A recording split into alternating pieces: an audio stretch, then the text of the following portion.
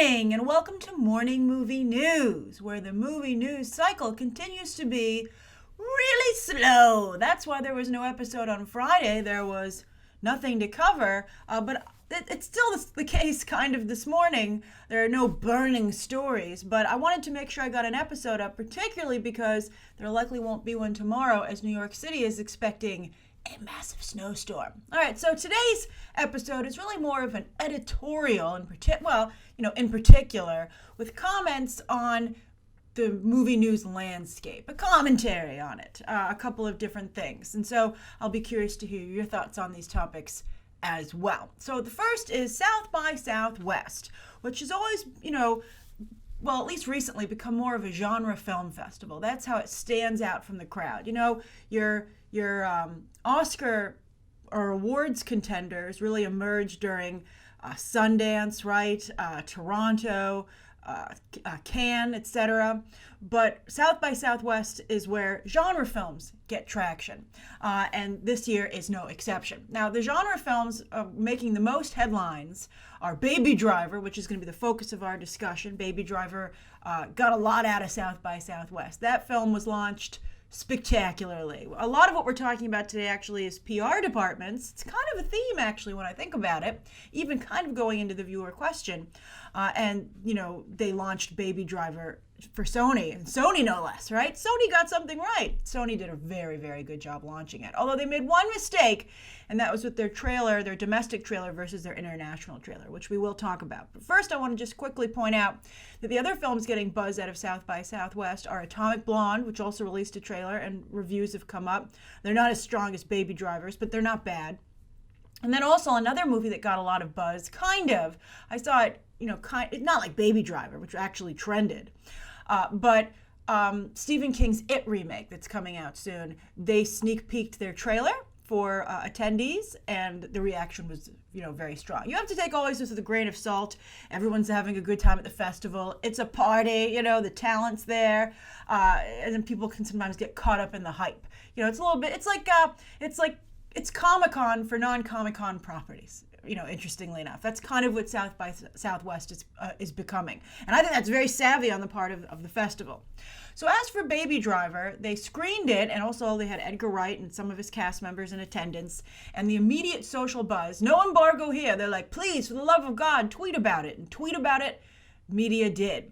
And everybody saying not only that they love the film, and then, after the social media wave, there was another wave with the reviews when those were released. And everyone was like, this movie's amazing.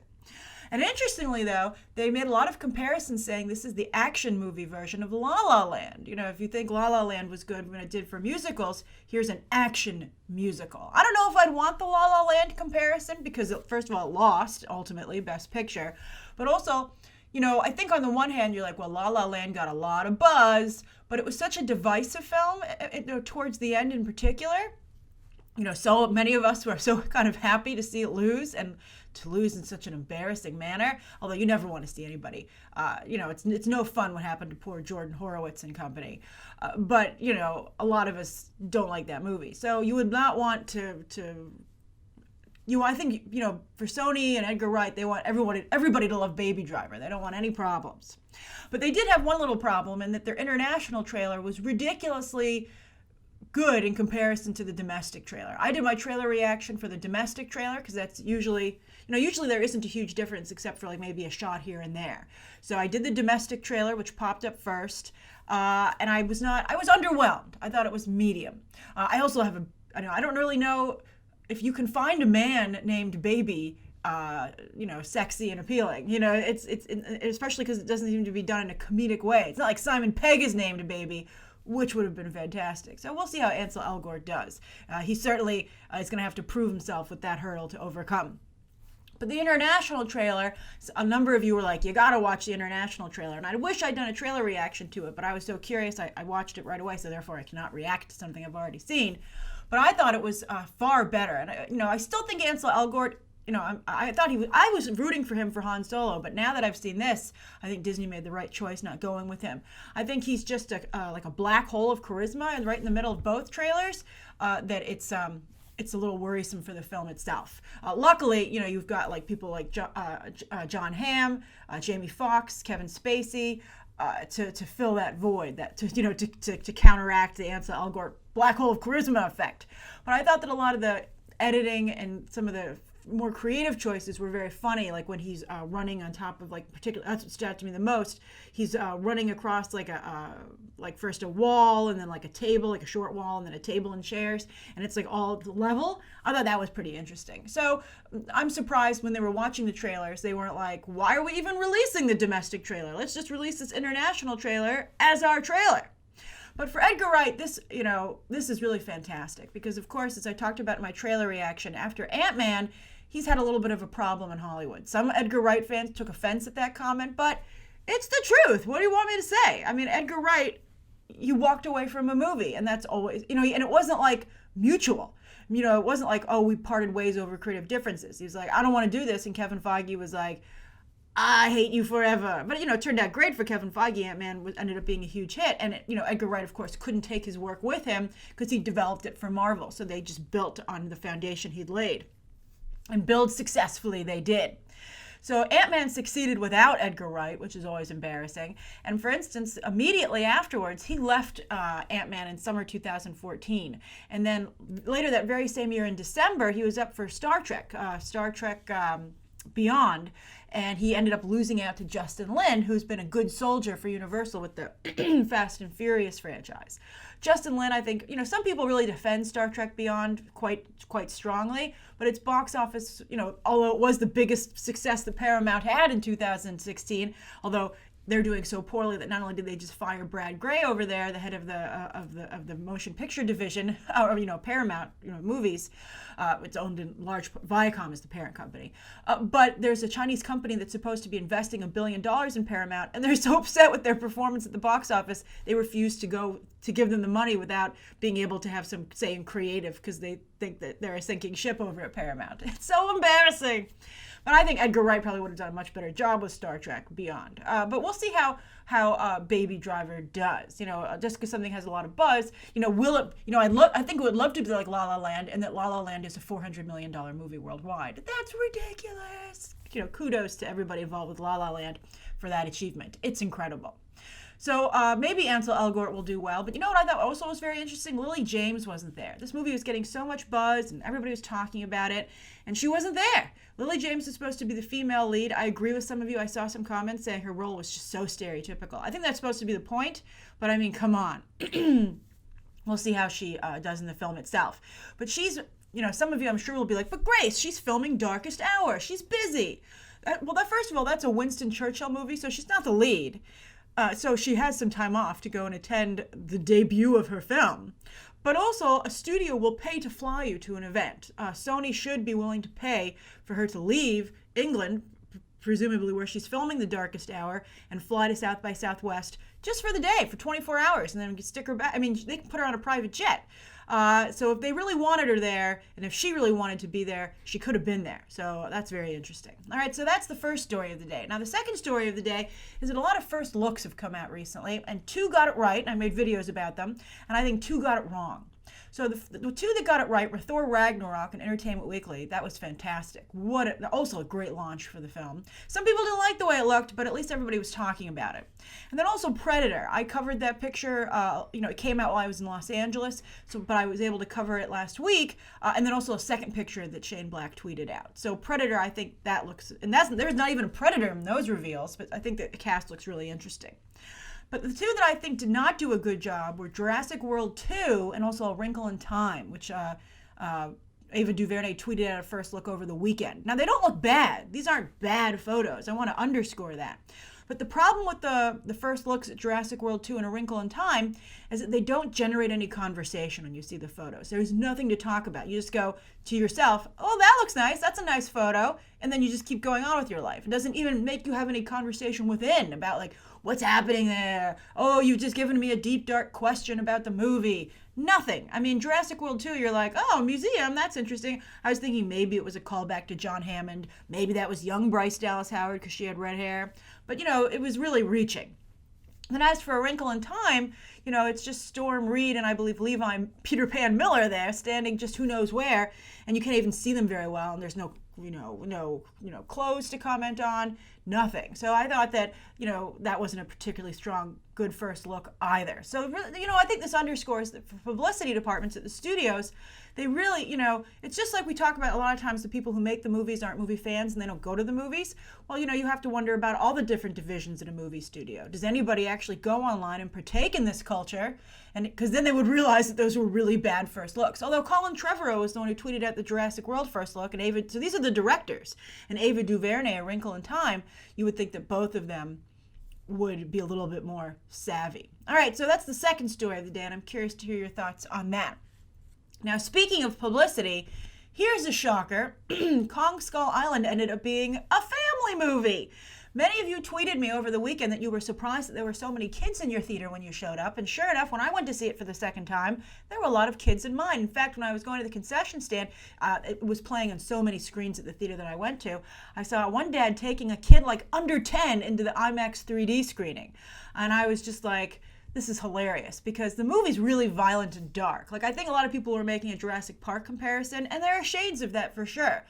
But it's a lot darker and more violent than Jurassic Park. So I just thought it was interesting that so many kids went. And obviously, because the box office was so strong, particularly Friday to Saturday, the word of mouth was good. Nobody was like, oh, you shouldn't take your kids. They're like, it's a great kids movie. So I thought that was interesting. And, maybe the movie would have done even better if they had played into that, maybe with the advertising. Although maybe it helped. This is very interesting because for a long time, Hollywood has always felt that if you put a kid in the movie, it'll be more likable for them to go and see it. Like, the first Jurassic World, of course, did that. And also the late Jurassic Park did that, and the most recent Jurassic World. And, there's a real argument among moviegoers as to whether or not kids help or ruin a movie. The same kid ruined 2 movies, or at least pulled them down, and that's Iron Man 3 and Jurassic World. But there were no kids in Kong Skull Island, yet families still went. So that's really interesting, and I think disproves a long-running Hollywood, formula. But what's also interesting, I want to point out that the first Jurassic Park is one of the best uses of kids in a movie because they had a reason to be there. And it was, they kind of had a reason for them to be in for the other movies too, but the Dr. Grant subplot about him not wanting kids, and also kids love dinosaurs so much, so maybe that's one of the reasons that they're such a big part of the Jurassic franchise, first park, now world. But the idea that Dr. Grant didn't like kids, but maybe he just didn't know the right kids, and he met them at Jurassic Park, was a really great subplot. And also they really cast really talented child actors who were also not only talented but likable. That's very important. It's hard. And also, of course, Daphne Keane didn't ruin Logan. Although I didn't think that she wasn't particularly charismatic, but she certainly did a good job. And X-23 is a great character. Now we've been disagreeing about whether or not they should recast that role and age her up. But it's also worth noting that we were just talking about Predator's first look. That, sure enough, features a kid, Jacob Tremblay. I think Jacob Tremblay is very talented, obviously, and very likable. Abraham Atta, also from Birth of a Nation, is going to be upcoming Spider-Man movie. He's also very likable and talented. I mentioned him because he and Jacob Tremblay made the Oscar rounds, not last year, but the year before. But I think that not only that, but Shane Black apparently has used him quite well, as we discussed in the video, and that Jacob Tremblay's character is going to be autistic and therefore has a knack for languages and figures out, I believe, this is what why else would you put this in there? The Predator language. Oh, that little kid speaks Predator. That's awesome. All right, so those are the 3 stories of the day, and I'd be very curious to hear your thoughts about them down below. South by Southwest, what it's become, the movies that made a splash this year, first looks, whether or not the studios are getting them right, when they get them right, when they get them wrong, and also Kong Skull Island as a family movie, and the long belief that Hollywood's had that you need a kid in a movie to get kids to go see it. Which is why I'm always surprised that they've never done Robin properly. I guess the studios they feel people would be, just like Commissioner Gordon gives Batman a disapproving look every time Robin swings onto the top of the GCPD headquarters, like, why do you got to bring a kid into this? Maybe Warner Brothers is concerned that some parents who don't read the comics would have the same reaction. But come on, at one point, at some time, I would like to see them get Robin right, where he's a kid, and I think they could do it with Damian Wayne, please, or flashbacks in an upcoming Nightwing movie. I just really want to see that at some point. All right, so anyway, the viewer question comes from Ryan Rains, frequent BTT viewer and commenter, and my Twitter buddy. And Ryan's, this was a question from last week, And it has to do with, also kind of has to do with publicity, getting a movie ready. So Ryan says, question, hey Grace, I've been wondering about test screenings lately due to the recent buzz with Wonder Woman. How do studios decide for when test screenings should be held? And how do they pick people to attend these screenings? Thanks, I love your stuff and keep up the amazing work. Always so nice to hear from you, Ryan. Well, that's a really great question. I think they shouldn't have done a Wonder Woman test screening because a lot of buzz about the movie. And, and also here's the thing. Someone was like, I didn't go and read the Wonder Woman spoilers. And someone was like, why didn't you read them? You got to read them, But here's the thing. I can't attest to their authenticity, right? Someone could just pretend they saw the Wonder Woman screening. So I think it's problematic to go and report on, darknet buzz basically for a movie. But still, when you go to the screening like something like Wonder Woman, you have to sign a non-disclosure. But apparently someone was like, screw that, and they went on the internet and they're like, try and find me, Warner Brothers. And Warner Brothers obviously hasn't been able to shut that down. So that's one of the reasons I think they shouldn't do test screenings for these movies that require a level of secrecy, because the stuff eventually gets out. It's not good. I mean, the Aries stuff got out, and I can't talk about it. All right. So anyway, I think that with Wonder Woman, they are just also very nervous about the movie, though, and that's probably why Warner Brothers decided to do a test screening anyway. So why do they do test screenings? Well, actually, the truth be told, they do test screenings for all movies pretty much, like almost every single movie, except maybe like an art house indie movie, right? But if a major studio made it, they test it because they don't want to release a film and be surprised. They want to know what the audience thinks. And not only do they want to know what the audience thinks, to get an idea and to gauge how well the film might do at the box office, like whether or not they might have a hit on their hands, but also sometimes the audience might be like, oh, well, I don't, for instance, here's a good story. I was looking into The Long Kiss Goodnight the other day when I was talking about Predator, and Sam Jackson's character was originally supposed to die in the film, but at a test screening, someone said, you better not kill Sam Jackson. And they were like, well, we better make sure we don't do that because obviously that's going to rub audiences the wrong way. So that's another, like sometimes something that wouldn't occur to the filmmakers because they're too close to it. They might say, oh, well, audiences really hated this ending, or they didn't understand this. Like, we get it because we made the movie, but we're not making it clear enough to the audience. So that's why they do test screenings, and they do it for every single movie. For instance, even the recent Jamie Foxx film, Sleepless, that was screened for a test audience because the studio just wants to know. It's like it's just a safety net to some degree. So they hold them from all movies, and but for a big studio picture, they'll probably do multiple test screenings. Or if they make changes, they'll want to see if this change has worked. Now they've done this for decades, but the internet, of course, has made it a little more difficult because people can, get the word out more, in a quicker and more widespread fashion as to what they saw. Before the internet was such a big deal, who are you to tell? Like a handful of people that and that's where it would stop. But as for who goes, you can sign up for movie passes. Also, a lot of times, you'll walk out of a theater sometimes and you'll notice that someone will be like, hey, what are you doing Wednesday night? And they'll invite you to a screening. So that's another way that it happens at the theater. And also now, because of the internet, again, you can join, like I get even, and then at the bottom they say nobody with press can attend, all right? So what they do is associated with press. So, you want to play safe because you don't, obviously you want to have a good relationship with the publicity departments, because I'm sure some of you are like, just go anyway, Grace. But, you want to keep a good reputation, good relationship. But the thing is that also you can. But if you're not a member of the press and you want to go to these test screenings, you can sign up for like movie tickets, research, stuff like that, and they'll invite you. And also, even other studios themselves have started to do that. Disney has one, like See It First is their website, I believe. Warner Brothers has their own emails that go out. So you can sign up for these for the studios, and they'll invite you to an early screening, and that's how you get to go in. So that's how they do it. That's how Hollywood's very risk averse, as I'm sure you've realized by now. And test screenings are just one more way to alleviate potential risk. So great question, Ryan. Thank you, everybody. Thank you for your question. Thank you, everybody, for tuning in today. Please write down below, I think, today's top 3 stories, or not really stories, but discussions, and then also Ryan's viewer question. Do any of you go to test screenings? What's been your experience? Have you and if you go to a test screening and they want to know what you think, by all means, make sure you tell them. And also, if you do go to test screenings and give your feedback on movies, does anyone have any tips on how other people can attend and also go? All right, so write that stuff down below, and of course, any questions that you might have and anything that you want to see covered. And if you're in New York, stay safe tomorrow with this storm. Bye.